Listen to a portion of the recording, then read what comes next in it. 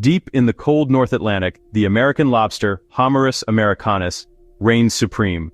With its massive claws and armored shell, this crustacean is a powerhouse, growing over 3 feet long and weighing up to 40 pounds. Its crusher claw can shatter shells, while the pincer is built for precision. Lobsters molt to grow, making them vulnerable, but allowing for impressive size and longevity. Some live over 50 years. A single female can carry up to 100,000 eggs, fueling rapid population growth under the right conditions.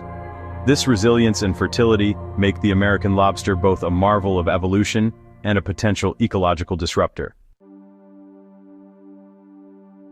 In the rocky coastal waters of Maine, the American lobster is far more than just a sought-after delicacy.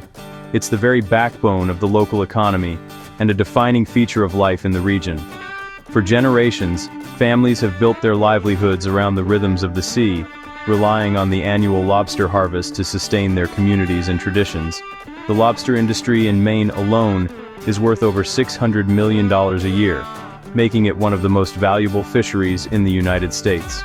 Every summer and fall, thousands of hard-working men and women head out before dawn, braving unpredictable weather and chilly Atlantic waters to haul in their catch. Generations of lobstermen and women rise with the sun, their boats cutting through the morning mist as they check hundreds of heavy baited traps. The work is physically demanding and requires deep knowledge of the tides, the seasons, and the habits of the lobster itself. Each lobster is carefully measured and inspected. Only those that meet strict legal size requirements are kept, while undersized, oversized, and egg-bearing females are gently returned to the sea. This practice is not just a rule. It's a deeply held conservation ethic passed down through generations that helps ensure the sustainability of the fishery for years to come. The sense of stewardship and responsibility is shared by the entire community. Families often work together on the boats, and neighbors gather on the docks to share stories, advice, and the day's catch. This close-knit culture is a vital part of what makes Maine's lobster industry unique. The impact of the lobster industry extends far beyond the boats and the docks. It supports entire towns, from bait shops and gear suppliers, to seafood restaurants and local markets. Tourists from around the world flock to Maine's picturesque villages, eager to sample fresh lobster rolls and experience the authentic charm of a working waterfront. The lobster itself has become a symbol of Maine's rugged identity and enduring coastal heritage.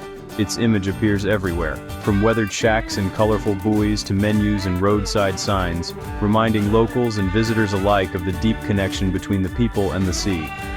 In Maine, the economic and cultural impact of the lobster industry is woven into every aspect of life along the shore. It shapes the landscape, the traditions, and the very spirit of the communities that call this rugged coastline home. Across the Atlantic, the American lobster has become an unwelcome invader in European seas. First spotted off Norway, then Scotland and France, its presence is now a growing ecological concern. The American lobster threatens Europe's native Homarus gammarus, competing for food and shelter. Its size, aggression, and fertility give it a clear advantage, pushing the native species out of their habitats. Even a few invaders can establish breeding populations, spreading rapidly along the coast. The invasion disrupts ecosystems, risks disease transmission, and could even lead to hybridization. What was once a symbol of prosperity is now a symbol of ecological threat. At first glance, American and European lobsters appear almost identical, with their armored shells, long antennae, and powerful claws. But beneath the surface, the differences between these two species are both fascinating and significant. Their subtle distinctions can have major consequences for the ecosystems they inhabit, and for the people who depend on them. The American lobster, native to the cold waters of the North Atlantic, is a true heavyweight. It can grow to impressive sizes, often reaching twice the weight of its European counterpart. Its claws are not only larger, but also much stronger, capable of crushing shells and outcompeting rivals for food and shelter. In the wild, this size advantage means American lobsters dominate in direct confrontations, often securing the best hiding spots and the richest feeding grounds. But it's not just about muscle. The American lobster's reproductive capacity is staggering. A single female can produce up to 100,000 eggs in one season, far more than the European lobster. which typically lays only a fraction of that number. This explosive reproductive potential allows American lobsters to rapidly increase their numbers, especially in new environments where they face little competition. When introduced to European waters, American lobsters can quickly establish dense populations. Their sheer numbers can overwhelm native European lobsters, outcompeting them for food, shelter, and breeding opportunities. Over time, this can lead to dramatic shifts in the balance of local marine life. The threat doesn't stop at competition.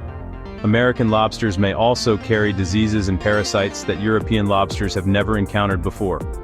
Shell disease, for example, can devastate lobster populations, and pathogens brought by American lobsters could spread rapidly among native species, causing widespread mortality.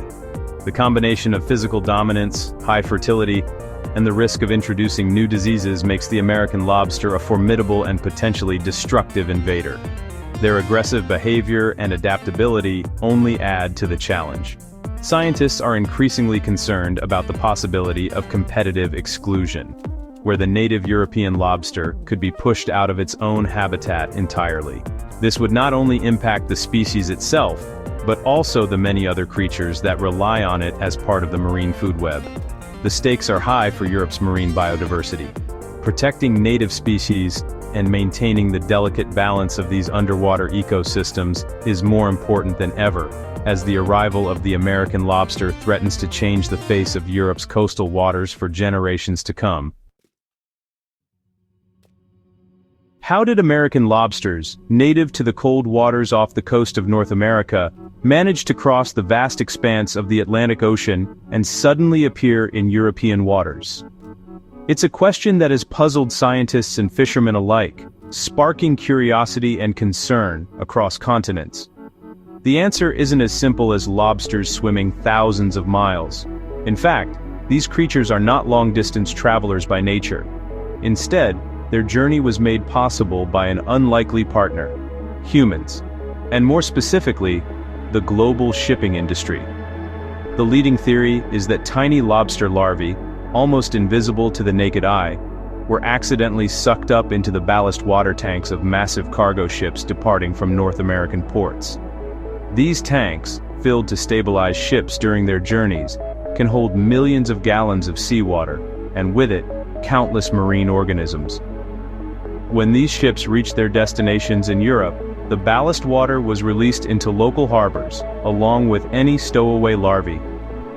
This process, repeated over decades, provided a steady stream of potential invaders to European shores. But ballast water isn't the only way lobsters may have made the journey. Another possibility is the global seafood trade. Live American lobsters are regularly shipped to Europe for restaurants, markets, and aquaculture facilities, prized for their taste and size. Sometimes, these lobsters escape from holding tanks or containers during transport. Other times, they are released, either accidentally, when tanks are cleaned or containers are dropped, or intentionally, by people who believe they are giving the animals a second chance at life. Even well-meaning individuals, hoping to save lobsters from being eaten, may have unwittingly contributed to the establishment of new populations. These acts of compassion, while well-intentioned, can have far-reaching ecological consequences. It only takes a handful of fertile lobsters, released into a suitable environment, to start a new colony. If the conditions are right, plenty of food, shelter, and the right water temperature, these pioneers can thrive and multiply rapidly. No matter which route they took, one thing is clear. Human activity, whether through global shipping, seafood trade, or acts of kindness, has been the bridge that enabled American lobsters to invade European waters. Now, the consequences of this unexpected journey are rippling through Europe's coastal ecosystems, changing the balance of marine life in ways we are only beginning to understand. The American lobster's arrival in Europe is a double-edged sword for local fishermen. In the short term, these large, valuable lobsters fetch high prices and boost incomes. But the long-term threat is dire. The native European lobster industry, worth hundreds of millions, is at risk of collapse. The loss of the native species would devastate coastal economies and erase a unique culinary heritage. Regulators face a dilemma: profit from the invader, or focus on protecting the native species, the economic health of Europe's coasts is now tied to the fate of its lobsters. Whether in Maine or Europe, lobster fishing is grueling, dangerous work. Fishermen brave icy waters, unpredictable storms, and long hours hauling heavy traps. The risk of injury is constant, from machinery, rough seas, or even the powerful claws of the lobsters themselves. Divers face added dangers, from entanglement to equipment failure in the cold, dark depths. Financial uncertainty looms large.